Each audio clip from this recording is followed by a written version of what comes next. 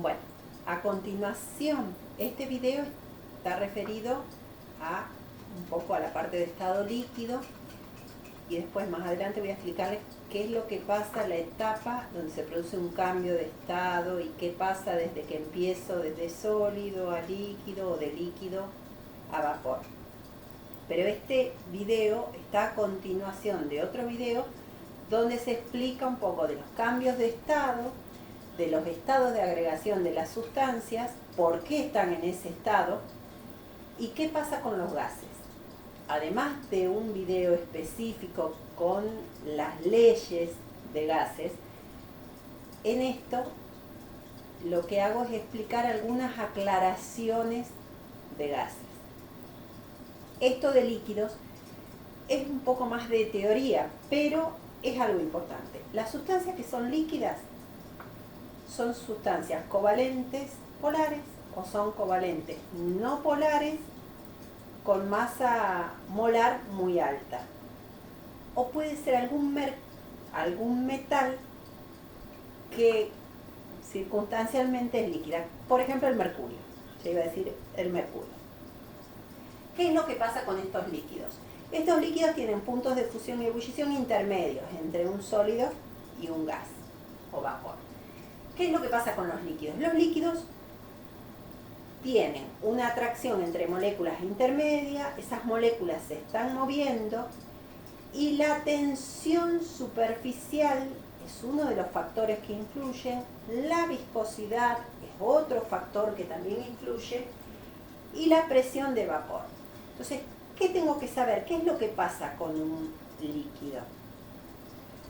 Un líquido lo que hace es tener un movimiento de moléculas. En la superficie de ese líquido, esas moléculas un poco se van a ir transformando en vapor. Eso va a depender de la temperatura a la que se encuentre. Cuanta más temperatura tenga ese líquido, más fácil va a ser la vaporización de ese líquido. Entonces, un líquido tiene dos maneras de transformarse en otro estado. Una es la evaporación. La evaporación es un proceso a temperatura cualquiera y es algo superficial. Despacio se va a ir evaporando ese líquido transformándose en vapor, siempre y cuando esté en un sistema abierto. Si yo lo tapo, lo cierro, bueno, se evapora, choca contra la tapa que puse y condensa. Pero supongamos que este sistema es abierto. Entonces, ¿qué va a pasar con ese líquido? Ese proceso que va a producir es una evaporación, se va a evaporar. Esto es superficial y es a cualquier temperatura. Vamos a pensar en el agua, que es una sustancia líquida muy importante. El agua se evapora. No se evapora tan rápido, pero se evapora a distintas temperaturas. Entonces, a medida que va a ir aumentando la temperatura, se evapora más rápido. Entonces, los días de calor, el agua se evapora más rápido que cuando hace frío. Un día de lluvia, con frío, se va a evaporar mucho más lento que si llueve un día de calor, enseguida se va evaporando el agua. Ese es uno de los procesos, que es superficial. El otro proceso es la ebullición. ¿Cuándo se llega a la ebullición? Es cuando todo el líquido produce el cambio de estado. Cuando la temperatura es una temperatura específica para ese elemento, para el caso del agua serían 100 grados centígrados, y eso ocurre cuando ese líquido se encuentra a la misma presión que la presión atmosférica. Cuando yo digo que el agua hierve a 100 grados centígrados, es cuando me estoy refiriendo a la presión normal. Esos datos de punto de fusión y puntos de ebullición de cada sustancia pura son datos que nos dan en condiciones estándar. Un día de presión alta o presión baja, temperatura alta o temperatura baja, a lo mejor va a hervir a una temperatura diferente, mínima. pero mis datos son en condiciones estándar. Entonces, ese líquido lo empiezo a calentar, se va evaporando. A medida que se va evaporando, esas moléculas se van a mover cada vez más rápido. Por lo tanto, ese líquido va a tener una presión que va a ir aumentando. Cuando la presión de ese líquido equivale a la presión atmosférica, ahí es cuando el movimiento de las moléculas es en toda la masa y es a una temperatura dada que le llamo punto de ebullición. Entonces acá yo escribí 3 factores muy importantes de los líquidos. Uno es la tensión superficial. Imaginen un tubo donde pongo un líquido. Un tubo más grueso, más chico, no importa, tengo un tubo con líquidos. ¿Qué va a pasar con el tubo? Tengo un valor, ocupa un volumen determinado. Aparece acá en el tubo, yo dibujé 2 tubos con meniscos diferentes. Yo hice 2 ejemplos distintos. Este ejemplo, este menisco, es el que correspondería al caso del mercurio. El mercurio no se evapora tan rápido como el agua. Por eso ese menisco tiene esta forma. Este aforo me va a decir el volumen que yo tengo en este recipiente, pero su menisco es diferente al caso del agua. Para el agua, que se evapora mucho más rápido, que tendrá el mismo aforo, tiene un menisco diferente.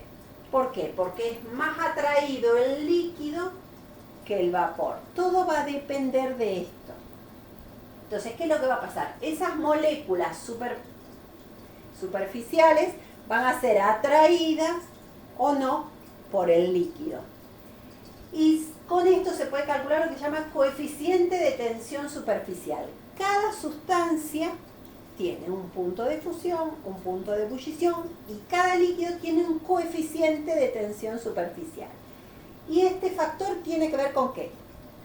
Tiene que ver con la altura que tiene ese tubo, hasta dónde llegó, la gravedad, la densidad de ese líquido y el radio del tubo capilar. Y se usa en estas unidades. Esa altura se mide en centímetros, la gravedad equivale a 980 centímetros por segundo al cuadrado. Este es un valor constante y yo lo pasé en centímetros, porque si lo van a encontrar en algún otro lado van a encontrar 9,8, pero ya no van a ser centímetros, va a ser metros. Yo trabajé con esta unidad para poder utilizar las mismas unidades, centímetro, y acá también trabajo centímetro. La densidad de un líquido se expresa en gramos sobre centímetros cúbicos, que depende de cada líquido, va a tener un valor distinto, y el radio depende del tubo que uso. El radio es la mitad del diámetro de ese tubo capilar que se usa en centímetros para trabajar con las mismas unidades. Entonces, con esto, sabiendo la altura a la que llegó, la densidad de ese líquido y el radio de ese cubo, yo puedo calcular su coeficiente. O, conociendo ya el coeficiente de ese líquido, puedo calcular hasta qué altura llegó o qué radio tiene el tubo. La densidad es un dato de ese líquido, la gravedad es un dato. Lo otro lo puedo calcular.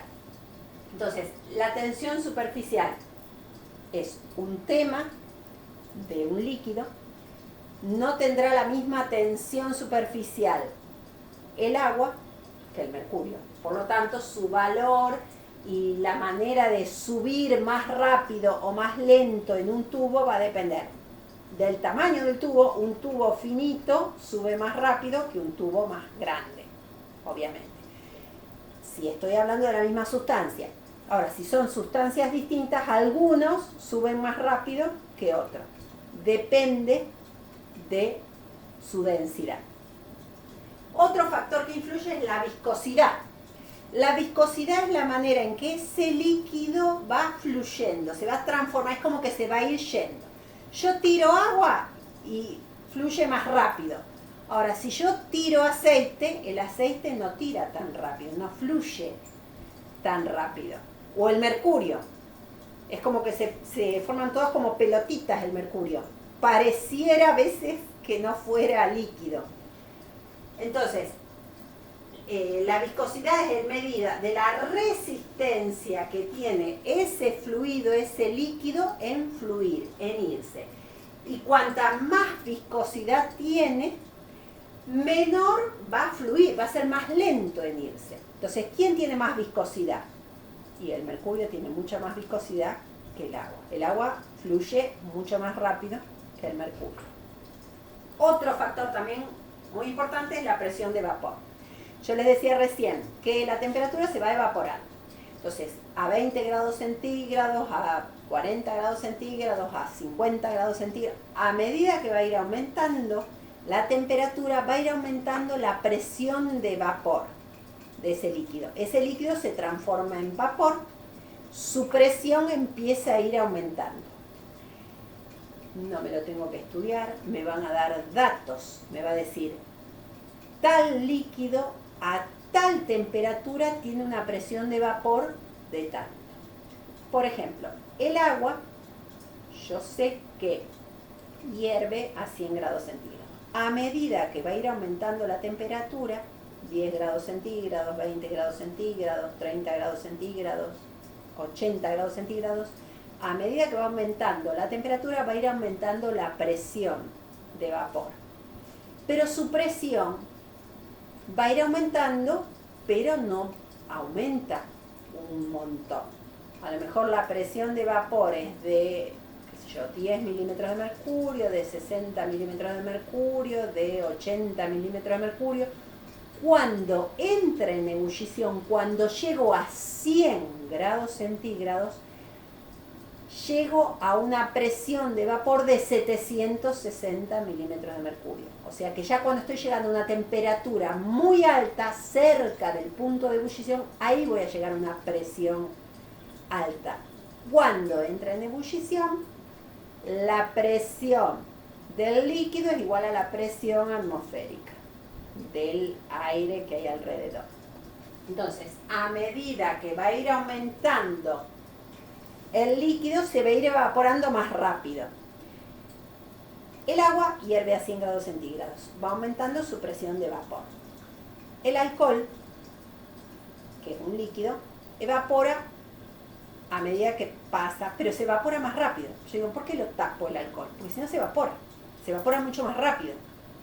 ¿Y por qué se evapora más rápido? Porque el punto de ebullición del alcohol es de 78 grados centígrados. Entonces, a medida que va a ir aumentando la temperatura del alcohol, va a ir aumentando su presión. Cuando yo llego a los 78 grados centígrados, que es el punto de ebullición del alcohol, ahí llego a la presión de 760 milímetros de mercurio. O la acetona. La acetona es otra sustancia líquida que tiene un olor mucho más fuerte. Cuanto más olor, más presión de vapor tiene. Y se evapora mucho más rápido. Se evapora más rápido y tiene un punto de ebullición menor. El punto de ebullición de la acetona es, que es la propanona, es de 56 grados centígrados.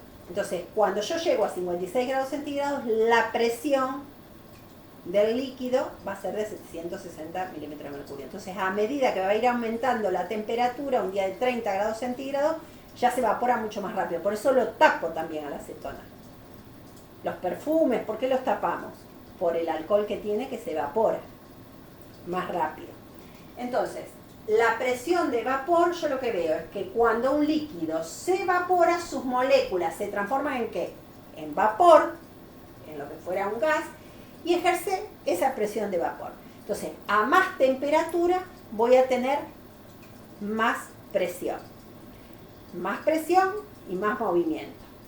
Entonces, hay una de las maneras, cuando estoy trabajando a temperaturas distintas, la energía también va a ser distinta. Y yo, por las dudas, puse una ecuación, si es que lo tienen que utilizar, es el logaritmo de la presión 1 sobre la presión 2, cuando estoy a temperaturas distintas, obviamente las presiones van a ser distintas. Y eso va a ser proporcional a la variación de entalpía del vapor, la entalpía es la energía que tiene, dividido R, la constante universal de un gas. Pero no es la constante que utilizamos para gases, es la constante que utilizamos para la energía. Y ese valor es 8,314 por 10 a la menos 3 kilojoule por Kelvin dividido Kelvin y mol. Puedo trabajar, si quieren, yo puse por 10 a la menos 3 porque trabajé con kilojoule. Si yo quiero trabajar en joule, retiro la K y retiro esto.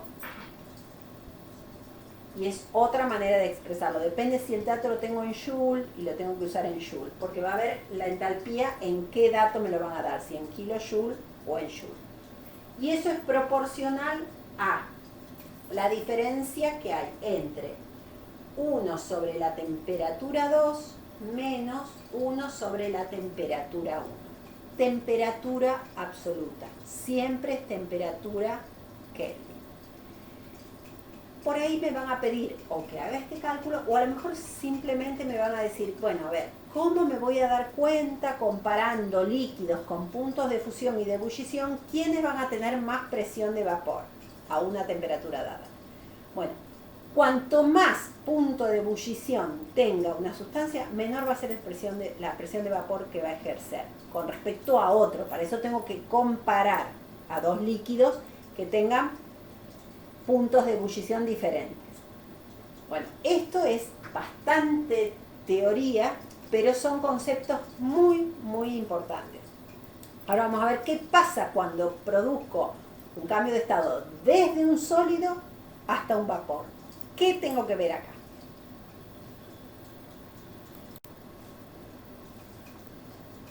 Bueno, suponiendo que estoy hablando de una sustancia pura, si es una sustancia pura, a medida que lo llevamos a un sistema aislado para que no entre en contacto con nadie, al calentar el sistema va a ir aumentando su presión hasta que llego al punto de ebullición o al punto de fusión, depende del que se encuentre, el estado en que se encuentre. Yo acá hice un gráfico suponiendo que voy desde el sólido hasta el vapor. Podría ser al revés, en lugar de ir calentando, yo podría estar enfriando la sustancia. Y puse un ejemplo que es muy importante, que es el agua, porque todo lo que tenga que ver después con lo acuoso, lo que está disuelto en el agua, es muy importante. Toda la parte de soluciones, las soluciones más importantes son las que son acuosas, o sea, disueltas en el agua. Por eso es tan importante todas las reacciones químicas que se dan con el agua. Bueno, ¿qué es lo que pasa? El agua puede estar en los tres estados, puede estar sólido, puede estar líquido o puede estar como vapor. Eso va a depender de la temperatura a la que se encuentra. Ya conocemos todo, el punto de fusión y el punto de ebullición del agua. El punto de fusión es 0 grados centígrados, el punto de ebullición 100 grados centígrados. Entonces, supongamos que yo empiezo por una temperatura menor a 0 grados centígrados, a menos 10, a menos 5, a menos 20 grados centígrados. Esta es la primera etapa donde tengo al agua en estado sólido. Yo tendría el hielo acá. Esto está en estado sólido. Se empieza a calentar el sistema hasta que yo llego al punto de fusión del agua. Cuando el agua llega al punto de 0 grados centígrados, lo que va a pasar es que durante un tiempo se va a mantener constante la temperatura. Durante ese tiempo voy a tener el agua en estado sólido y en estado líquido al mismo tiempo. Va a estar en equilibrio la temperatura porque se va a mantener. Durante ese tiempo se produce el cambio de estado. Ahí es donde más energía se utiliza, que es donde se produce la fusión del agua. Esta etapa mantiene constante, se forma lo que se llama una meseta, Lo que pasa es que esa energía que yo le estoy dando se utiliza para producir el cambio de estado, que es un trabajo para cambiar de estado. Cuando todo se transforma en líquido, recién ahí vuelve a subir la temperatura. Entonces, vuelve a aumentar la temperatura, pero ya en estado líquido. Sigue aumentando, aumentando, hasta que llegó al punto de ebullición, que sería 100 grados centígrados. En ese momento, cuando llego a 100 grados centígrados, esa temperatura que le doy se va a mantener constante también un tiempo largo o corto, depende, donde tengo también el equilibrio de los dos estados, el líquido y el vapor.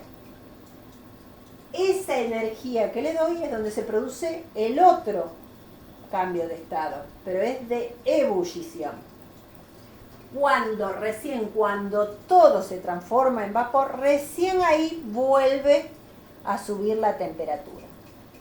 Yo imagino que desde el principio, desde el momento cero hasta el último segundo, lo que hago es estar calentando.